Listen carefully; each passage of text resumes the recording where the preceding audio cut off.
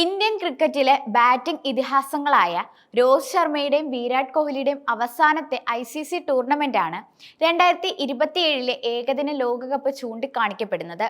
T20ക്ക് പിന്നാലെ ഇപ്പോൾ ഇരുവരും ടെസ്റ്റിൽ നിന്നുകൂടി വിരമിച്ചത് ഈ ടൂർണമെന്റിൽ പൂർണ്ണമായി ശ്രദ്ധിക്കുക എന്ന ലക്ഷ്യത്തോടെയാണ്. ലോക കിരീടവുമായി രാജകീയമായി തന്നെ ക്രിക്കറ്റ് കരിയർ അവസാനിപ്പിക്കുക എന്നതാവണം റോക്കോയുടെ സ്വപ്നം.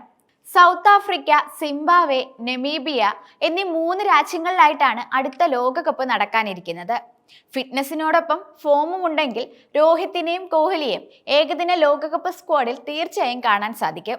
2023 അവസാനത്തെ ICC ഏകദിന ലോകകപ്പിൽ കണ്ട അതേ ടോപ്പ് 3 തന്നെ അടുത്ത ടൂർണമെന്റിൽ നമുക്ക് കാണാൻ സാധിച്ചേക്കും. രോഹിത് ശർമ്മയും യുവ സൂപ്പർ താരം ശുഭ്മാൻ ഗില്ലുമായിരിക്കും ഇന്ത്യയുടെ ഓപ്പണിംഗ് ജോഡികൾ. രോഹിത് ടീമിനെ നയിക്കുമ്പോൾ വൈസ് ക്യാപ്റ്റന്റെ ചുമതല ഗില്ലിനായിരിക്കും. അവസാനത്തെ ഏകദിന ലോകകപ്പിൽ രോഹിത് ഗിൽ സഖ്യം വൻ വിജയമായി മാറിയിരുന്നു. ടൂർണമെന്റിൽ ഉടനീളം ടീമിന് സ്ഥിരതയാർന്ന തുടക്കമാണ് ഇരുവരും നൽകിയത്. നാട്ടിൽ നടന്ന ടൂർണമെന്റിൽ ഇന്ത്യയെ ഫൈനൽ വരെ എത്തിച്ചതിലും ഈ ജോഡിയുടെ പങ്ക് നിർണായകമായിരുന്നു. രോഹിത് ഫിറ്റ് അല്ലാതിരിക്കുകയും ഫോം തീരെ താഴേക്ക് പോവുകയും ചെയ്താൽ മാത്രമേ അടുത്ത ലോകകപ്പിൽ മറ്റൊരു ഓപ്പണിംഗ് ജോഡിയെക്കുറിച്ച് ഇന്ത്യ ചിന്തിക്കേണ്ടതായിട്ടുള്ളൂ. രോഹിത് ഗിൽ സഖ്യത്തിന് ശേഷം ഇന്ത്യക്കായി 3-ാം നമ്പറിൽ കളിക്കുക റൺ മെഷീൻ വിരാട് കോഹ്ലി ആയിരിക്കും. കഴിഞ്ഞ ലോകകപ്പിൽ ഏറ്റവും അധികം റൺസ് വാരിക്കൂട്ടിയ താരം അദ്ദേഹമായിരുന്നു. സമാനമായ ഒരു റൺമഴയാണ് 2027 അദ്ദേഹത്തിൽ നിന്നും ടീം ആഗ്രഹിക്കുന്നത്.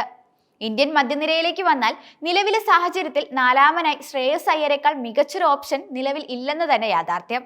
അത്രയും മികച്ച ഫോമിലാണ് അദ്ദേഹം ഇപ്പോൾ ബാറ്റ് ചെയ്തുകൊണ്ടിരിക്കുന്നത്. 2023 ലോകകപ്പിലും ശ്രേയസ് തകർപ്പൻ ഫോമിലായിരുന്നു. ഇന്ത്യൻ മധ്യനിരയെ കൂടുതൽ കെട്ടുറപ്പുള്ളതാക്കി മാറ്റാൻ അദ്ദേഹത്തിന്റെ സാന്നിധ്യം സഹായിച്ചിരുന്നു. ശ്രേയസിന് ശേഷം 5-ാം നമ്പറിൽ മറ്റൊരു സ്റ്റാർ ബാറ്റർ KL രാഹുൽ ആയിരിക്കും. ടീമിന്റെ ഫസ്റ്റ് ചോയ്സ് വിക്കറ്റ് കീപ്പറും അദ്ദേഹമായിരിക്കും.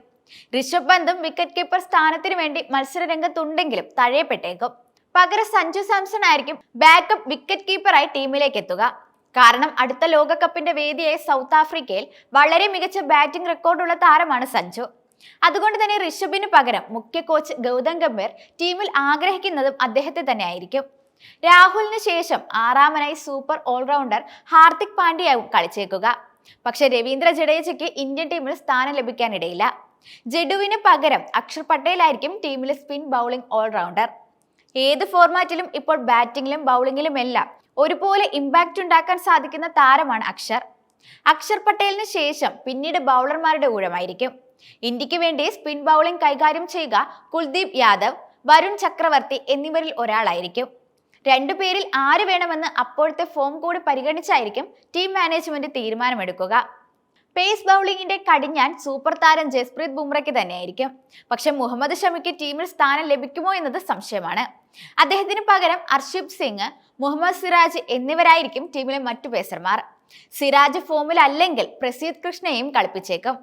2024 ലോകകപ്പിൽ ഇന്ത്യൻ ടീമിൽ രോഹിത് ശർമ്മ, ശുഭ്മാൻ ഗിൽ, വിരാട് കോഹ്ലി, ശ്രേയസ് അയ്യർ, KL രാഹുൽ, ഹാർദിക് പാണ്ഡ്യ, അക്ഷർ പട്ടേൽ, കുൽദീപ് യാദവ്, ജസ്പ്രീത് ബുംറ, മുഹമ്മദ് സിറാജ്, അർഷിബ് സിംഗ് എന്നിവരും ബാക്കപ്പ് താരങ്ങളായി യശസ്വി ജയ്സ്വാൾ, സഞ്ജു സാംസൺ, വരുൺ ചക്രവർത്തി, പ്രസീദ് കൃഷ്ണ എന്നിവരുമായിരിക്കും.